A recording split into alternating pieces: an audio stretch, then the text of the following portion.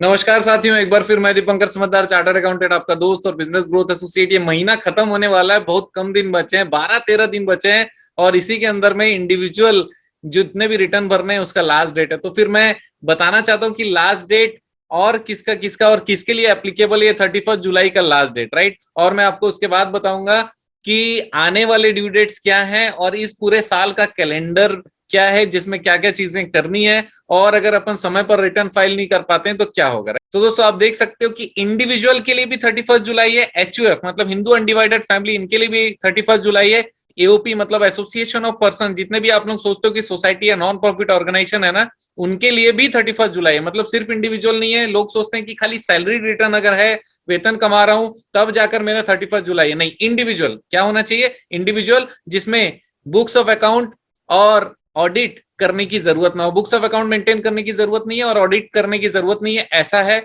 तो ही यहां पर 31 जुलाई है। इसका मतलब इंडिविजुअल हो गया, हिंदू अनडिवाइडेड फैमिली हो गया, एसोसिएशन ऑफ पर्सन हो गया, जिसमें मैंने बताया नॉन प्रॉफिट ऑर्गेनाइजेशन जो भी है, आप एनजीओ बोलते हो ना, वो एओपी इसमें आता है, राइट, एसोसिएशन ऑफ पर्सन में आता है। बॉडी ऑफ इंडिविजुअल, इंडिविजुअल मिलकर अगर कोई बॉडी बनाए होंगे जिसका रजिस्ट्रेशन कराए होंगे तो बीओआई का भी लास्ट डेट 31 जुलाई है। तो 4 लोगों का 31 जुलाई हो गया, इंडिविजुअल, एचयूएफ, एओपी और बीओआई। अब अगर ऑडिट करने की जरूरत पड़ी तो चाहे वो इंडिविजुअल हो, एचयूएफ हो, एओपी हो, बीओआई हो या कोई भी हो या कंपनी हो, ये सारे लोगों के लिए लास्ट डेट कब होगा, 31 अक्टूबर 2022 होगा। इसका मतलब ये जो ऊपर में लिखे हुए non audited, non books of account maintenance की जरूरत वालों को 31 जुलाई है, और जिनको भी ऑडिट की जरूरत है 31 अक्टूबर है। अच्छा, ऑडिट आया तो कोई दिक्कत नहीं है, अभी फिलहाल कुछ करने की जरूरत नहीं है।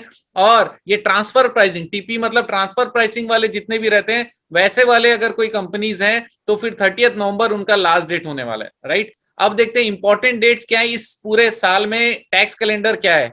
ये जो 15 जून तक एडवांस टैक्स पटाना था जो आप लोगों ने पे कर दिया होगा, 31 जुलाई तक आईटीआर फाइलिंग, जैसे मैंने अभी बताया कि नॉन ऑडिट केसेस जो भी है ये आप करने वाले हो, राइट। कौन से, अच्छा ये कौन से पीरियड की बात कर रहा हूँ, फाइनेंशियल ईयर 21-22 ऑब्वियसली, मतलब असेसमेंट ईयर 22-23। तो यहाँ पर ध्यान रखना ये फाइनेंशियल ईयर 21-22 है और असेसमेंट ईयर 22-23 है। यहाँ तक क्लियर हो गया। अब 15 सितंबर जब आएगा तब आपको एडवांस टैक्स पे करने की जरूरत है, सेकंड इंस्टॉलमेंट का, फाइनेंशियल ईयर 22-23 का।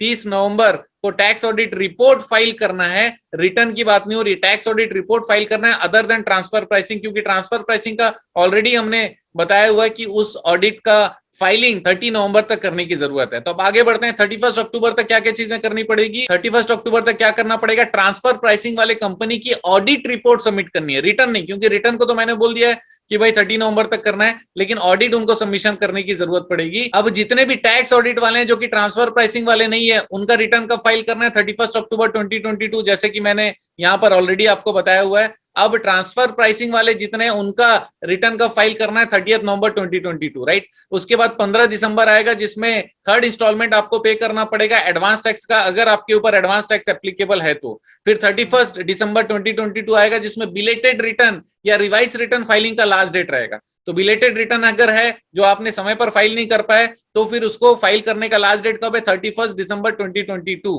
राइट। उसके बाद फिर 15 मार्च आएगा एडवांस टैक्स के लिए, एडवांस टैक्स का लास्ट इंस्टॉलमेंट के लिए, राइट। अब अगर आपने रिटर्न टाइम पे फाइल नहीं किया तो क्या हो जाएगा, तो यहां पर 5,000 रुपए की पेनल्टी लगने वाली है अगर 5 लाख या उससे ज्यादा का आपका टोटल इनकम है। तो अगर आपका 5 लाख से कम का टोटल इनकम है तो क्या होगा, 1,000 रुपए की पेनल्टी लगने वाली है, या लेट फीस बोल लीजिए। तो आपको लेट फीस कब एप्लीकेबल होगा, जब आप ड्यू डेट के बाद रिटर्न भरेंगे, और ड्यू डेट के बाद रिटर्न तो आपने भरा लेकिन टोटल इनकम अगर 5 लाख या 5 लाख से ज्यादा है तो फिर आपको लेट फीस कितनी लगेगी, 5,000 रुपए लगने वाली है। और अगर 5 लाख से कम आपका टोटल इनकम है तो लेट फीस कितनी लगेगी, केवल 1,000 रुपए लगने वाली है। तो दोस्तों ये वीडियो बहुत इंपॉर्टेंट है, जनरल है लेकिन इंपॉर्टेंट है, समय पर सारा चीज करिएगा मेरा रिक्वेस्ट है, क्योंकि जितने भी हमारे अकाउंटिंग प्रोफेशन वाले हैं, टैक्सेशन प्रोफेशन वाले हैं और सर्विस प्रोवाइडर हैं, चाहे वो सीए, आईसीडब्ल्यू, अकाउंटेंट, एडवोकेट, ये सारे लोगों को मैं बोलना चाहता हूं कि समय पर कर दीजिए, क्लाइंट को अवेयरनेस दीजिए और उनको कॉल करवाइए, उनको मैसेज कराइए, कैसे भी उनको जानकारी दीजिए। वो अपने आप सारी जानकारी उनके पास में नहीं आ जाती, क्लाइंट है उनको जानकारी जरूर दीजिए, क्योंकि हमारे ऑफिस में हम लोग 2 महीने पहले से ही सबको मैसेज और कॉलिंग करवाना शुरू कर देते हैं ताकि